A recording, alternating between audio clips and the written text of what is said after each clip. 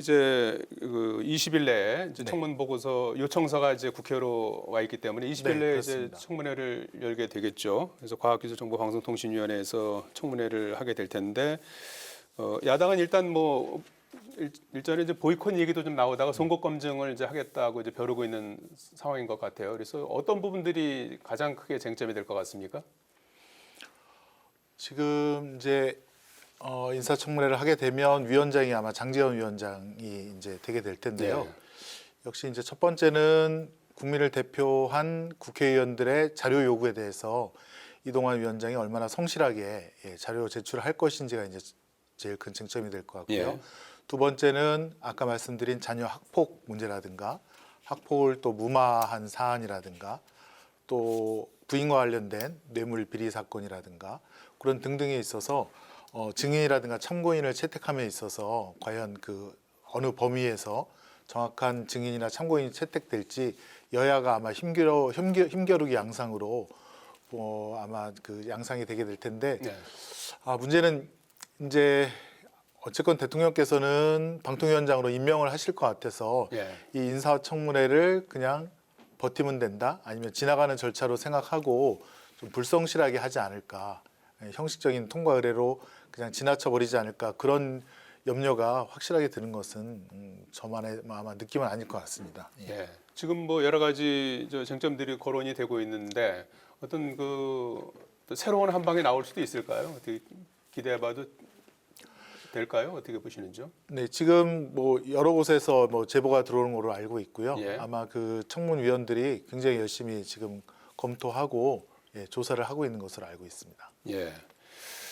자, 윤창현 의원께서는 이동관 방통위원장 후보자 인사청문회와 관련해서 어떤 부분을 좀 많이 눈여겨봐야 된다고 보시는지? 저는 뭐 이런 그 기울어진 그런 이 언론의 지형 이런 것들을 좀 평평하게 균형을 잡아서 이런 부분을 아주 객관적으로 잘 될 수 있도록 공영방송이 특히 자리를 잡을 수 있도록 하는데 적임자라고 생각을 하고요.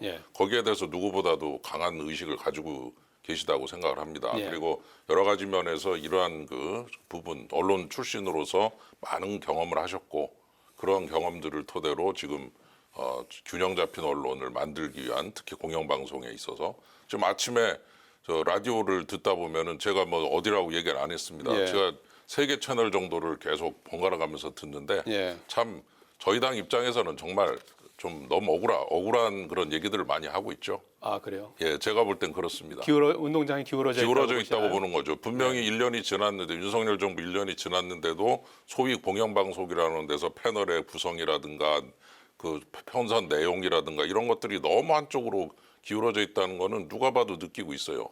평평하지가 않아요. 그걸 평평하게 만드는 것까지 가자. 또 다르게 기울어지게 하는 게 아니라 평평할 때까지 가자. 그거를 좀 저는 분명히 하실 수 있다 이런 생각이 듭니다. 청문회를 통해서 이제 그런 어떤 소신이라든지 뭐 이런 뭐 비전 이런 부분들을 이제 들을 수 있다. 저는 뭐 청문회 통과는 이제 뭐 무난히 될 것이다. 글쎄 이제 이게 논란은 뭐 있겠죠. 표결은 아니니까요. 벌써 뭐 오늘도 그것 때문에 얘기를 이렇게 하고 있지만은 그런 그 과정에서 아마 새로운 모습도 좀 만날 수 있지 않을까 생각이 듭니다. 그 부분은 어쨌건 이제 가짜 뉴스라든가 이런 것이 어디가 많이 보도를 하는지를 객관적인 통계를 갖다가 봐야 될 것 같은데요.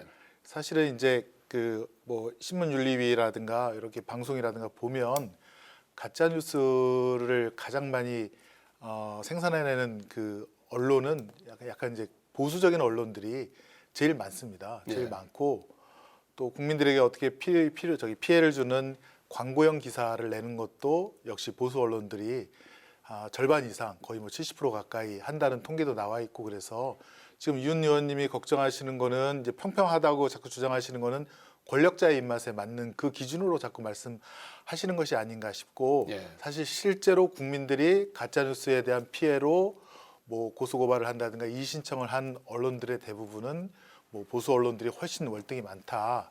오히려 이제 그 점을 바로 잡아야 되고 윤석열 대통령께서도 예전에 언론중재법 개정안에 대해서 언론의 자유는 헌법상 가치로 권력자의 입맛에 따라서 그걸 재단할 것은 아니다라든가 그런 말씀을 하셨거든요. 예. 언론의 자유에 대해서 굉장히 존중하는 말씀을 하셨는데 이번에 이제 대통령이 되시고 나서 이동관 후보자를 임명하신 것을 보면 그때의 말씀과는 지금 완전히 입장이 바뀌어진 게 아닌가라는 우려를 하지 않을 수 없습니다. 예, 두 분께서 이제 지금의 그 언론 상황에 대해서 정확히 180도 다른 입장에서 이제 그런 것 같네요. 말씀을 좀 해주셔서 이 문제를 가지고서 사실 뭐 길게 토론할 시간이 저희가 없기 때문에 짧게 한 말씀만 더 하시겠습니까? 예. 그 후쿠시마 오염수 관련한 그 통계 한번 보십시오. 예. 14대 1 패널의 구성이. 예. 그러니까 민주당 쪽의 입장을 대변하는 14명, 14대 1의 비율로 그렇게 패널을 구성하더라. 공영방송이. 예. 그럼 뭐 더 이상 말해 무엇 하겠습니까? 예. 그래서 그런 식으로 그 한쪽으로 편향된 공영방송 이거는 정말 균형을 잡아야 된다 생각이 듭니다. 예.